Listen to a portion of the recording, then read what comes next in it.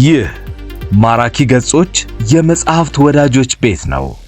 በዚህ ፕሮግራም በዓለማችን ዙሪያ ከታተሙም ሆነ ካልታተሙ መጽሐፍት ውስጥ ማራኪ ገጾች በልዩ አቀራረብ ተመርጠው ይቀርባሉ።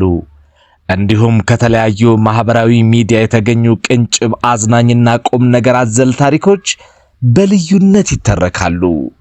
ማራኪ ገጾች እርሶም የመጽሐፍት ወዳጃችን ቻናሉን ሰብስክራይብ፣ ላይክ እና ለወዳጆቹ ሼር በማድረግ የቤተሰባችን አባል እንዲሆኑ ተጋብዘዋል።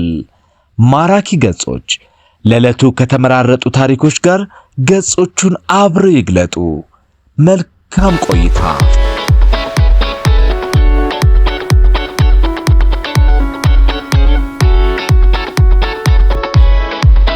ሰላም። የዛሬ ማራኪ ገጻችንን የምንጀምረው በፌስቡክ ሲዘዋወር ካገኘነው አስገራሚ ታሪክ ነው።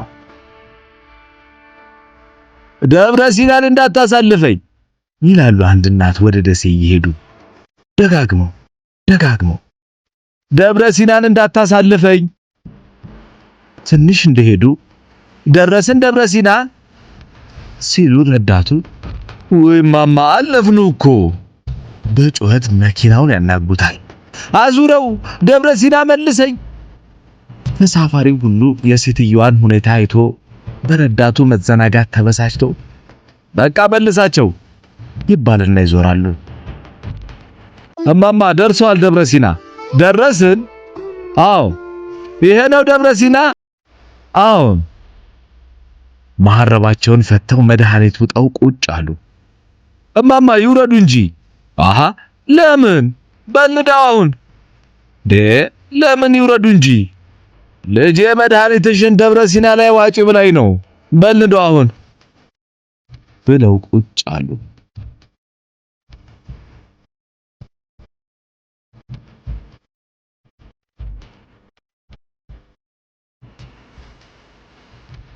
አሁን ደግሞ ሲፋን አህመዲን አሻም በሚል ርዕስ በፌስቡክ ገጹ ላይ የለጠፈውን አንድ አስገራሚ ታሪክ እንጨምር።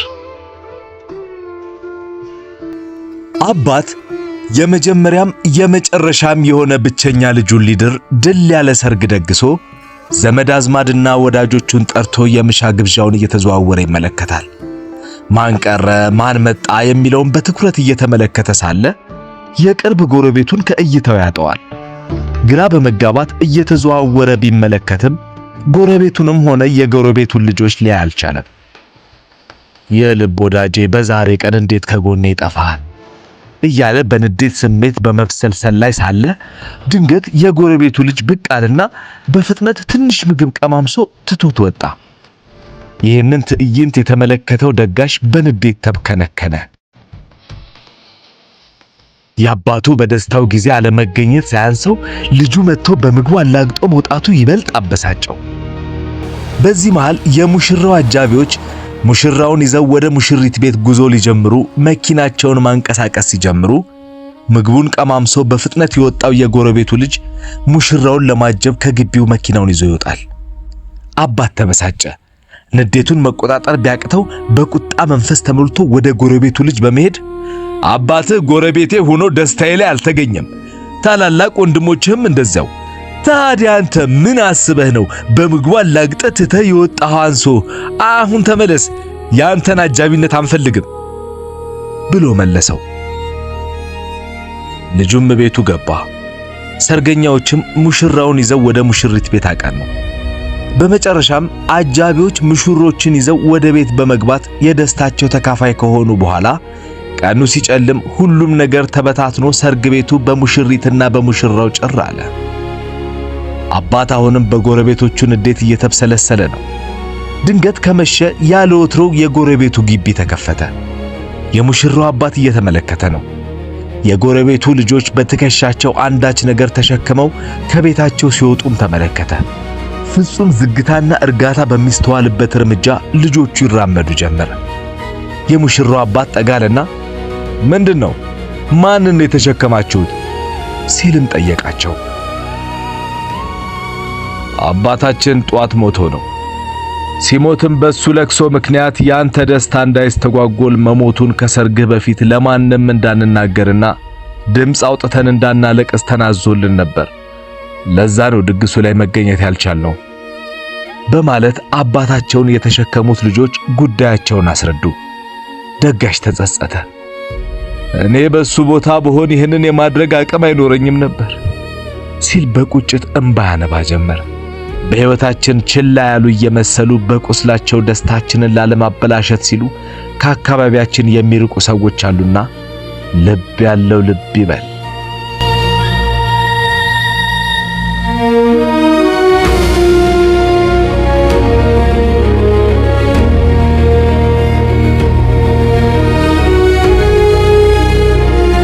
አሁንም ከዚህ ከፌስቡክ አንድን ጨምር። አንድ ሰው በየወሩ ለአንድ የኔ ቢጤ 10 ሺህ ብር ይሰጥ ነበር። ይህንንም ለተወሰነ ጊዜ ቀጥሎ ነበር። አንድ ቀን ግን 7500 ብር ብቻ ሰጠው። ለኔ ቢጤው ይህ አስገራሚ ነገር ነበር። ነገር ግን በልቡ እንዲህ አለ፣ 7500 ብር ከምንም ይሻላል። ከዚያም በየወሩ 7500 ብር ብቻ መቀበሉን ቀጠለ። ከ6 ወር በኋላ ደግሞ 5000 ብር ብቻ ሰጠው። ለኔ ቢጤው ይህ በጣም አስገራሚ ነበር። ለመበሳጨትም ቃጣው። ሰውየውን ጠየቀው። ከዚህ በፊት 10 ሺህ ብር ትሰጠኝ ነበር፣ ከዛም 7500 ብር ሆነ። አሁን ደግሞ 5000 ብር ብቻ ሰጠኸኝ፣ ለምንድን ነው? ሰውየው መለሰለት፣ በቀድሞ ጊዜ ልጆቼ ትንንሽ ስለነበሩ እኔም ወጪ ዝቅተኛ ነበር። ስለዚህ 10 ሺህ ብር ሰጠህ ነበር። ከዛም አንዷ ልጅ አድጋ ዩኒቨርሲቲ ገባች። የዩኒቨርሲቲ ወጪዎችም ከፍተኛ ስለነበሩ 7500 ብር ብቻ መስጠት ጀመርኩ። አሁን ደግሞ ሁለተኛው ልጄ ዩኒቨርሲቲ ገባ፣ ወጪዎችም ጨመሩ። ስለዚህ 5000 ብር ብቻ ያቅሜን ሰጥቻለሁ። የኔ ቢጤውም ጠየቀው፣ ቆይ ስንት ልጆች አሉ? ሰውየው መለሰ፣ 4። የኔ ቢጤውም እንዲህ አለ፣ አሃ ሁሉንም ልጆችህን ልታስተምር ያሰብከው በኔ ወጪ ነው ብሎ ትርፍ። አንዳንድ ጊዜ ሰዎች ደግነትንና መልካም ሥራዎችን እንደ መብት ይቆጥራሉ። እንደ ለጋስነትህ አይደለም። ፈጣሪ ሰጪ እንጂ ተቀባይ አድርገን።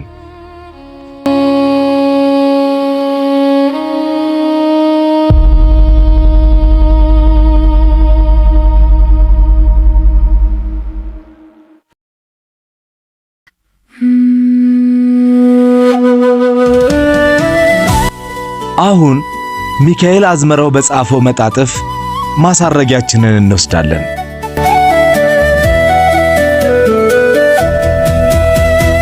መንገድ ላይ የጀበና ቡና የምትሸጥ ሴት ማፍቀር እኮ ችግር የለውም። ችግሩ ፉክክርህ ከግንበኛ፣ ከተራ አስከባሪ፣ ከአናጺ ምናምን ጋር ነው። የማስተርስ ዲግሪ ሰርቼ 8 ዓመት ሙሉ የባንክ ስራን ቀጥቅጬ ያሰብኩትን ሁሉ ጨብጬ የአልማዝን ልብ ግን ከመንገድ ወያላዎች ለይቶ የሴትን ልጅ ልብ የሚያሸንፈው ያልተጫወተ ነው የሚለው የማየ ምክር በዚህ ላይ አይሰራም። በኑሮ በ7 እጥፍ የምበልጣቸው ሰዎች በምላስም በልጬ መገኘት አለብኝ። ችግሩ መሰሎቼ ስላልሆኑ ያ ባለጌ ሽመልስ እንደ ኮሜዲያን የሚታይበት ዳስ ውስጥ የኔ ቀልድ እጅ ይላቸዋል። አንዳንዶቹማ እያወራሁ በፈጣጣው አቋርጦኝ ሁሉ ሌላ ወሬ ይጀምራሉ። ሽመልስ ማውራት ሲጀምር ግን አልሚ ራሱ ቡና መቅዳቷን ቆም ታደርጋለች። ስትስቅ እንዳያስደፋት መሆኑ እኮ ነው። ገና ሲጀምር እንደሚያስቃት እርግጠኛ ነች። እኔ በበኩሌ ከሚያስቀው ነገሩ ብልግናው ስለሚበዛብኝ ሁሌ እንደተሸማቀቅኩ ነው። አባቴ ሽመልስ ያለኝ ከብቶቹን የሚጠብቅ እረኛ ተወለደልኝ ብሎ ነው። እኔ ደግሞ የህይወቴ ጥሪ ከዚህም በላይ ነው ብዬ ጠፍቼ መጣሁ። እረኝነት ዕጣ ፈንታዬ እንደሆነ የገባኝ ግን እዚህም መጥቼ መኪና ሳግር ነው። ታዲያ የትኛው ተሻለ? የከተማው ወይስ የገጠሩ እረኝነት? ይሏል አንዱ ሰው መስሎት። ተመልሼ መግቢያ የለኝም እንጂ የገጠሩ ይሻለኝ ነበር። እዛ እኮ ቢያንስ ሲደብረኝ አህያ ብሎ በ30 ዓመት የሰበሰብነውን ቀልብ ይገፈዋል። የፈለገው እንስሳ ጋር ሴክስ ማድረግ ይችላል። እሱ የኔ ጉዳይ አይደለም። ችግሩ ምንም የመጀናጀኛ አየር እየሰጠኝ አይደለም። እሱ ባለበት አይደለም መጀናጀን፣ ወሬ መጨረስ ራሱ አልቻልኩም። ባለፈው መኪናዬ ስታክ አርጋብኝ ብዬ ገና ስጀምር አይ አሁን እዚህ ማን ስለ መኪና ያውቃል ብለህ ነው ብሎ ያናጥበኛል። የተፈጥሮ አድናቂ ነኝ ብዬ ረጅም ሳክስ ስጀምር ቡና በስኳር እየጠጣህ የተፈጥኖ አድናቂ ነኝ ብትለኝ አላምንህም ብሎ ባጭሩ ይቀጨኛል። አሁን ገና ከሩቅ ሳየው እንደ ስፔን ኮርማ ተንደርድሬ ለወጋው ሁሉ ያምረኛል። ወዲያው ከሐሳቤ ብንን ስል ፍቅር የት ድረስ እንዳወረደኝ አስብና ገረማለሁ። እንዲህ አብሮ መዋል ሳያናንቀን በፊት ሽመልስ ይመቸኝ ነበር። መኪናዬን ይዤ ስመጣ ቆንጆ የፓርኪንግ ቦታ እንዳገኝ ይረዳኛል። የሆነ ቀን ከመኪናዬ ሳልወርድ እስኪ ቡና ዘዝልኝ አልኩት። አንዲት ቀይ ልጅ የጀበና ቡና ይዛ መጣች። ከቡናዋ ጋር ምን እንዳቀመሰችኝ አላውቅም። ከዛ በኋላ ልክ አይደለሁም። ፈገግ ስትል ብቅ የሚለው የተነቀሰ ድዷ አብስትራክት ስዕል ይመስል በየደቂቃው የአንገቴን አቅጣጫ እየቀየርኩ አየዋለሁ። ፓንቷ ውስጥ ሻጥ አድርጋው የምትሄደው ሺቲ በተንቀሳቀሰች ቁጥር በዳሌዋ ሲያስገላምጠን ይውላል። ስትስቅ ድዷ፣ ስትራመድ ዳሌዋ ሆኗል የኔ ኑሮ። ታዲያ እኔ እሷ ደግሞ ሽመልስን እንደምትወድ ለመረዳት ብዙ አልፈጀብኝም። በብልግና ቀልዱ መሳቅ ብቻ አይደለም፣ ጭራሽ ብልግናቸውን የማይደብቁ ሰዎች ጨዋ ነው የሚመስሉኝ ብላ ልትደግፈው ትሞክራለች። ፍቅር የሚባለው የበሽታ አይነት ሲይዝ መጀመሪያ የሚያጠቀው መለኪያ ሚዛንህን ሳይሆን አይቀርም። ለኔ አልማዝን ዓለም ላይ የትም መገኘት የማትችል እንቁ አድርጎ ያሳየኛል። ለሷ ደግሞ ሽመልስን አርብ ሮብ የማይጾም ጨዋ አድርጎ ያሳያታል። ቢሆንም ግን እሷን የመጥበስ እድሌ ተንጠፍጥፎ እንዳላለቀ ይሰማኛል። አንድ ጧት እንደመጣው 500 ብር የሻይ ሰጠውትና ራቅ ወዳለ ሰፈር ላኩት። አልሚን ብቻዋን አገኘኋት። የሆነ ቆንጆ ሬስቶራንት አለ፣ ዛሬ የሚመችሽ ከሆነ ራት ልጋብዝሽ አልኳት። ስለማመድ የዋልኩት ይሄ መሆኑን ለራሴ ማመን እያቃተኝ፣ ሁይ ደስ ይለኝ ነበረ፣ ግን ዛሬ አክስቴ ከገጠር ትመጣብኛለች። ወይ ሌላ ቀን እናድርገው? ኧረ ችግር የለውም፣ ያን ያህል አንገብጋቢ ነገር አስመሰልሽው እኮ። ከረባቴን አላላሁና መልሼ አጠበቅኩት። ተነስቼ ወጣሁ። ደሜ ፈልቷል።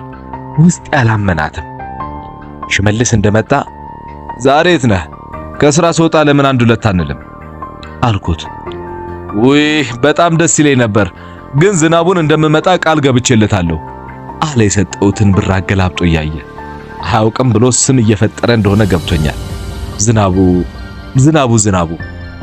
ዝናቡ ይሄ ባለፈው ቶሎ ባይነሳ አፉ ላይ ያለው የጠጅ ሽታ ሊያሰክረኝ ነበር ብለህ የቀለድክበት። እውነት ለመናገር ሊያስመልሰኝ ነበር የነበረው። አስታወስኩት። ታዲያ ለምን እኔ እናንተ ጋር አልመጣም? ኧረ አይሆንህም፣ ግድ የለም ይልቅ ቆንጆ ጠጅ ቤት ውሰዱኝ። ሳይመልስልኝ ጥዬው ወጣሁ። ከስራ እንደወጣሁ ባኮረፈ ፊት ይዞ መሄድ ጀመረ። ጠጅ ቤት ከገባን በኋላ ከሁሉም ተነጥለን የራሳችንን ወሬ ለመጀመር 2 ብርሌን የፈጀብን። ያለ ሰበብ እንዳልመጣሁ ገብቶታል። አልሚን ትወዳታለህ አይደል አለኝ፣ ሌሎች እንዳይሰሙን እየተጠነቀቀ። በጥያቄው አልተገረምኩም። ፍቅር የሰው ልክ አያውቅም ወዳጄ። ያንንም ሲጨብጥበት በቆየው እጁ ነው የሚጨብጥህ። መጨበጡን እንጂ ማንን እንደጨበጠ አያውቅም። እውር ነው። የሚመራን ግን እሱ ነው የምለው ገብቶሃል አይደል?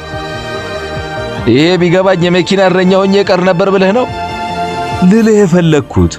ፍቅር ደረጃ የማይለይ ደጋሽ ነው።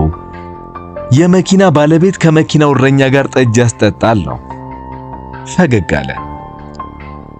ተውልኝ ልትለኝ እንደመጣህ ገብቶኛል። እኔም ልልህ ነበር እና ለምን አላልከኝም? ትርፉ ድካም ነው። እሷ የምትወደው አንተን ለምን ጊዜን አባክናለሁ? ከስካሬ ነቃ አልኩ። እኔን እንዳጫዋች ነው የምታየኝ። አንተ ስትመጣ ግን ያለ ባህሪዋ ቆጠብ ትላለች። እንድትወዳት ለማድረግ ትጥራለች። እኔ ምንም አይነት ሰው ብሆን ለሷ አይን አልሞላም። እንባ ቀረረ። ይህንን ንግግር እኔ ቀድሜው ባለማለቴ ደስ አለኝ።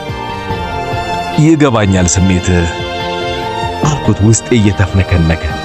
ፊቴን ያዘንኩ ላለማስመሰል ሞከርኩ፣ ግን አልቻልኩም። የሚታየኝ የአልሚ ቀሚስ ውስጥ ገብቼ አሸሼ ገዳሜ ስል ነው። ወዲያው ጥግ ላይ የነበረ ዝናቡ እየተንገዳገደ ተነስቶ ወደኛ መጣ። 200 ብር አላችሁ እንዴ አለ። ለምን? አሁን አይደል እንዴ ትዝ የሚለኝ፣ ለካ ያቺን ቀንዝራ አልማዝን ቀጥሬያታለሁ። ሁለታችንም ደንዝዘን ቀረን። ደመናውን ሳናየው ዝናቡ ከየት መጣ? ሰማይ ሳያስገመግም መብረቁ እንዴት መታን? ብሩን ተቀብሎ ሲወጣ ባለማመን እናየዋለን። በሩ ላይ ሲደርስ ዞር ብሎ ጠጅ አስቀምጡልኝ፣ ጠቅ አድርጌያት እመለሳለሁ አለንና በሁለቱም አይኑ ጠቀሰን። በህመም ስሜት አይናችንን ጨፈን። የሴትን ልጅ ልብ የሚያሸንፈው ያልተጫወተ ነው አሉ።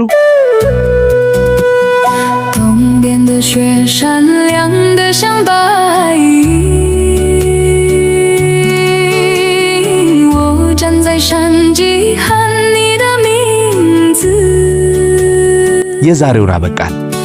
አብራችሁን ስለነበራችሁ እናመሰግናለን። ያው እንደተለመደው ማራኪ ገጻችንን ሰብስክራይብ፣ ላይክ እና ለወዳጆቹ ሼር ማድረጉን እንዳይረሱ። መልካም ጊዜ።